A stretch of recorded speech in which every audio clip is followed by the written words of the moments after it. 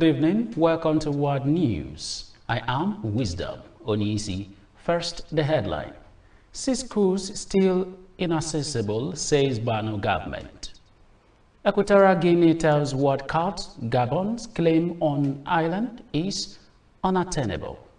Mexico president offers apology for 1968 student massacre. And on sport, on tennis, Sabalenka beats keys to reach Beijing quarters. Now the news in details. The House of Representatives has called on President Bola Ahmed Tinubu to address the alleged breach of law in the appointment of the board of Northwest Development Commission. This follows the resolution on a motion of urgent public importance by Isa Mohammed Anka at the plenary on Wednesday, which was seconded by Ayokunle Isaka. Presenting the motion, the lawmaker said the act establishing the commission mandated the constitution of the governing board of the commission to oversee its activities. According to him, the act provides that each of the states in the region is to be represented as well as representatives of security agencies. He noted that the appointment made the NWDC governing board did not comply with the stipulations of the Act, particularly with the principle of equal state representation and representations from key security agencies. Away from that, the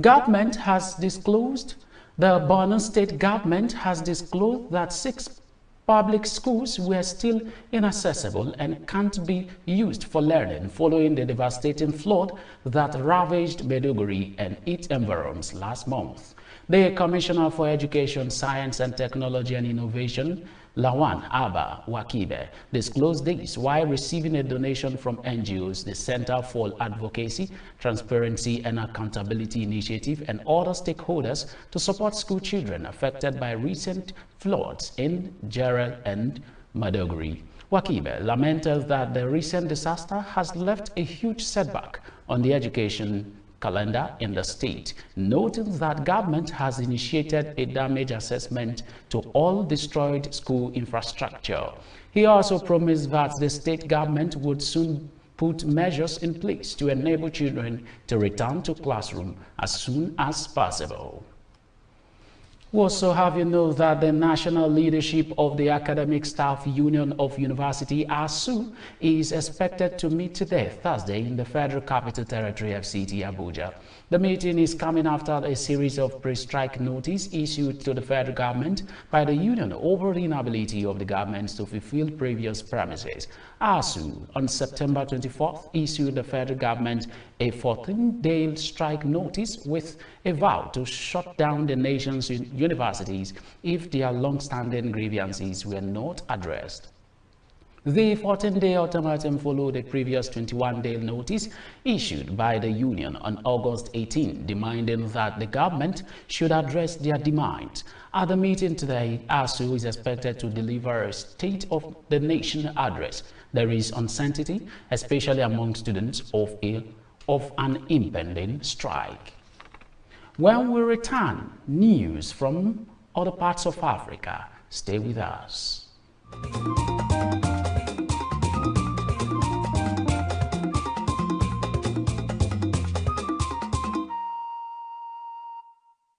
Welcome back. Now news from other parts of Africa.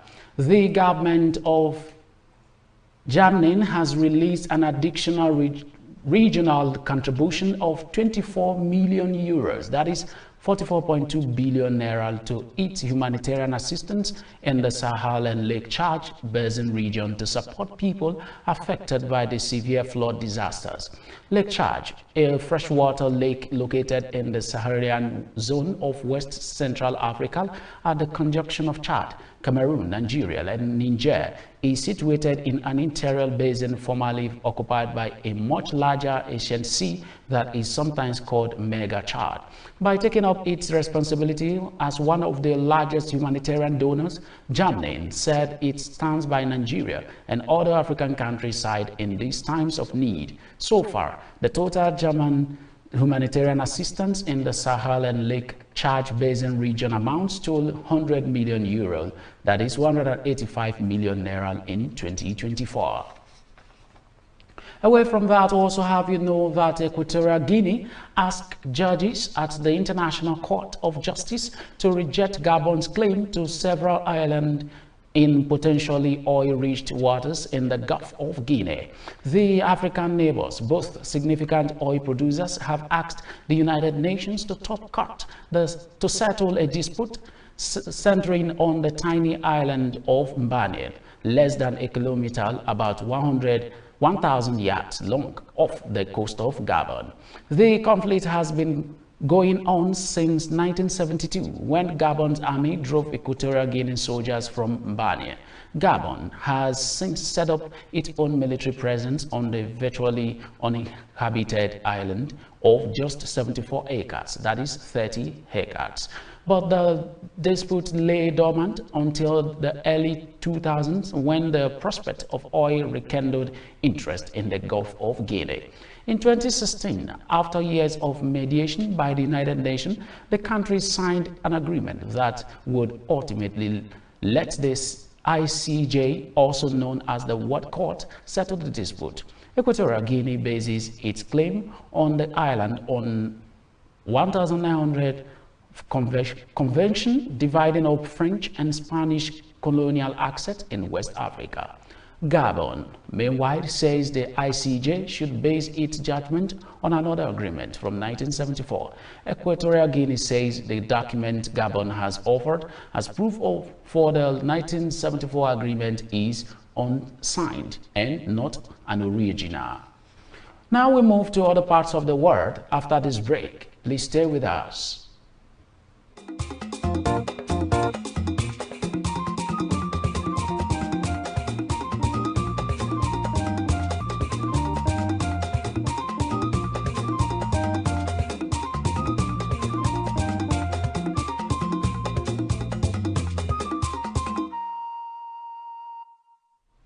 Welcome back. Now, news from all parts of the world. Israel's military said it killed 15 Hezbollah militants in the South Lebanon on Thursday, that is today, and bombed Beirut after its forces suffered their deadliest day on the Lebanese front in a year of clashes with the Iran-backed group. Israel, which has been fighting with Hamas in Gaza for almost a year, sent its troops into the southern Lebanon after 2 weeks of intense airstrikes in an escalating conflict that risked drowning the United States and Iran.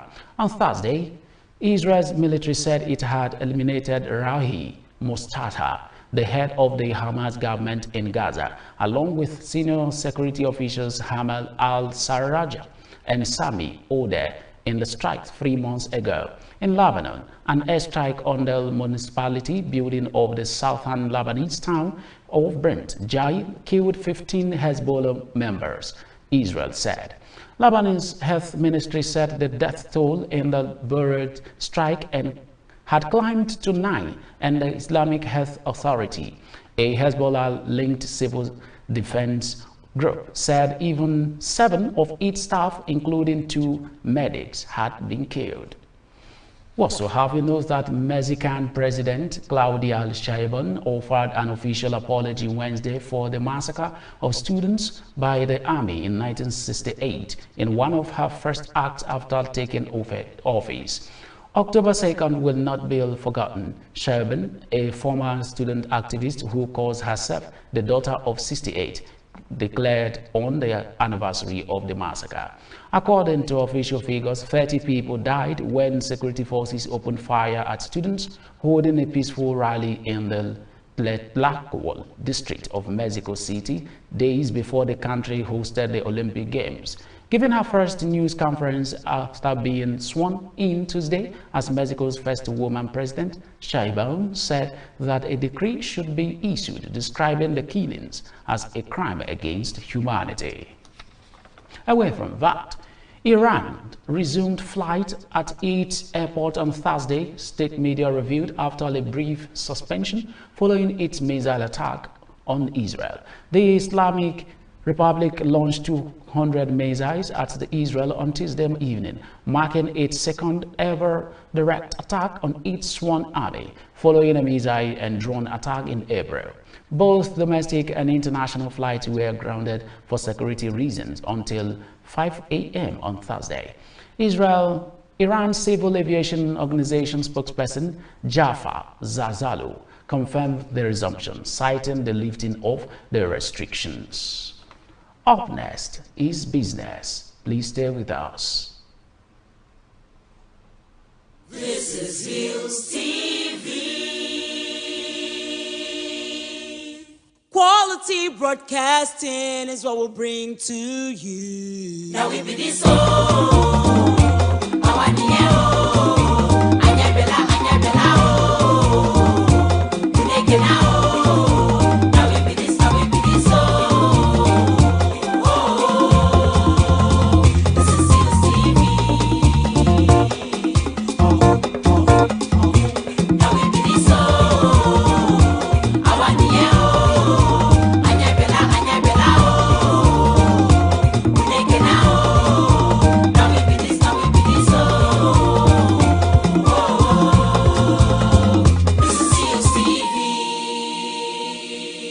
Hillstv, Poker.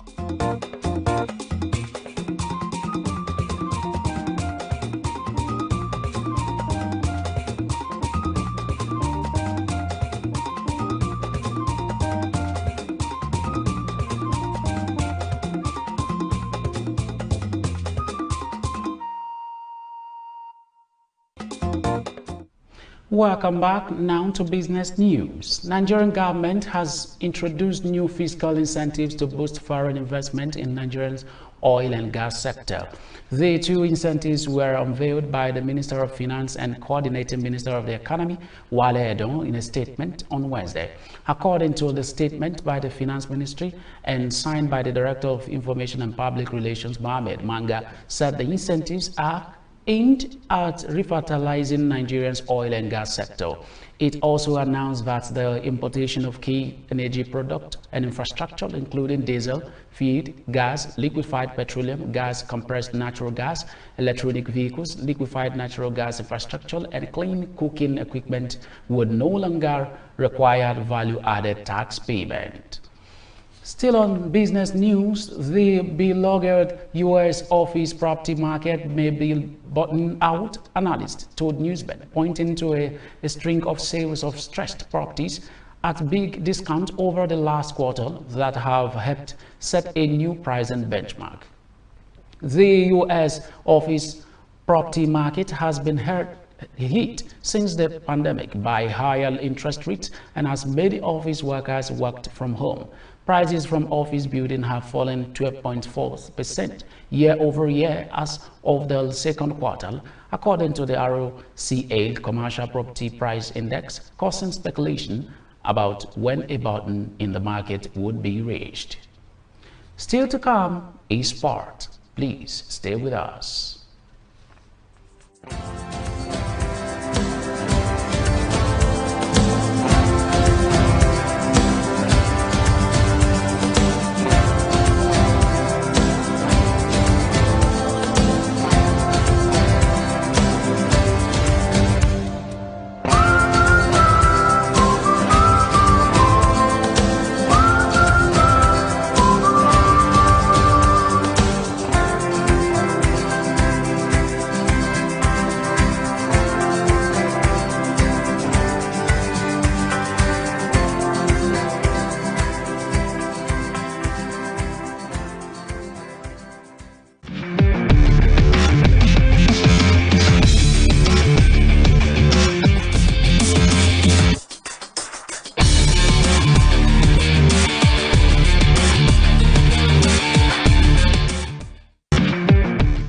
Welcome back now to Sport News. Arena Slot's first home Champions League match as Liverpool boss ended in victory as goals from Alexis Mac Allister and Mohamed Salah helped the Reds defeat battling Italian side Bologna at Anfield. Slot became the first man in Liverpool distinguished history to win 8 of his first 9 games in charge, but his side had to survive some nervous moment in the hard-fought match. The host scored in the 12th minute when McAllister was able to convert from close range following Salah's excellent low across from the right side. Both sides had potential goals ruled out for offside.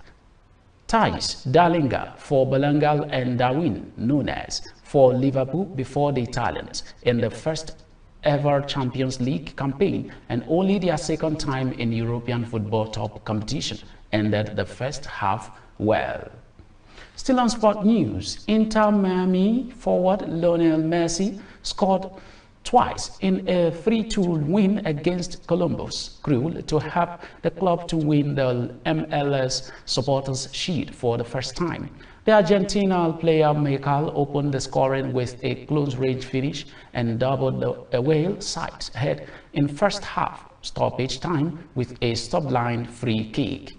Crew winger Diego Rossi helped the deficit in Ohio before former Liverpool striker Luis Suarez restored Inter Miami 2-goal lead, and they head on after coach Hender's penalty. Miami victory means the club will finish top of the table and have won the Supporters Shield, which is given the MLS club with the best regular season record for the first time since they debuted in 2020. The trophy is Messi's 46th piece of silverware in his glittering career for club and country. Still on sport news, we'll have you know on tennis that Aryna Sabalenka extended her winning streak to 15 matches to reach the China Open quarterfinals with a straight set victory against Madison Keys. World number 2 Sabalenka, 26 years, needed just 65 minutes to come through the tile 6-4, 6-3. The top seed will face Karolina Muchova of the Czech Republic in the last 8 in Belgium on Friday, following Muchova's 6-2, 6-0 win against Spain's Cristina Busta. Sabalenka's last defeat came on 10 August in the quarterfinals of the Canadian Open. The 3-time Grand Slam champion has won 46 of her 57 singles matches in 2024. Sabalenka claimed the Cincinnati Open and the US Open during her current unbeaten run. And that's your sport news on World News. We move to the rest of the news after this break. Please stay with us.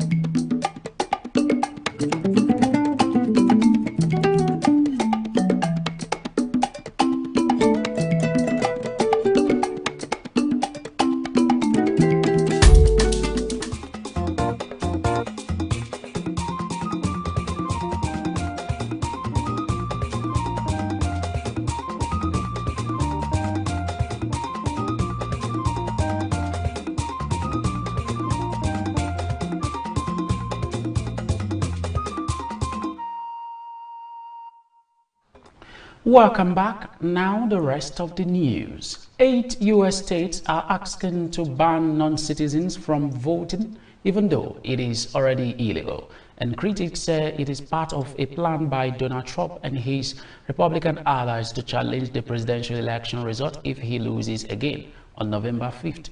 The states include 2 that are expected to help decide the election. The measures on the November 5th ballot seek to amend state constitution. Trump, the Republican Party candidate, says non-citizens' vote could skew this election outcome. Support from a majority of voters would mainly tweak their state constitution to say explicitly that only citizens can vote, a change critics say will have little practical effect, given that it is already illegal for non-citizens to vote in this state. The proposal will be on the ballot in November in the swing state of North Carolina and Washington, as well as the solidly Republican states of Idaho, Iowa, Kentucky, and Missouri, Oklahoma, and South Carolina. And that's what news. But before we go, here are the headlines again. We told you that 6 schools still inaccessible, says Borno State. We also brought to you that Equatorial Guinea tells what court Gabon's claim on Ireland is unattainable. We also brought to you that Mexico's president offers apology for 1968 student massacre. And on sport, we told you that Sabalanka beats key to reach Virgin quarters. Remember to visit us on Facebook at Hillstv Abuja, Instagram at Hillstv Abuja, and subscribe to our YouTube channel at Hillstv. I am Wisdom Onisi. Thanks for watching.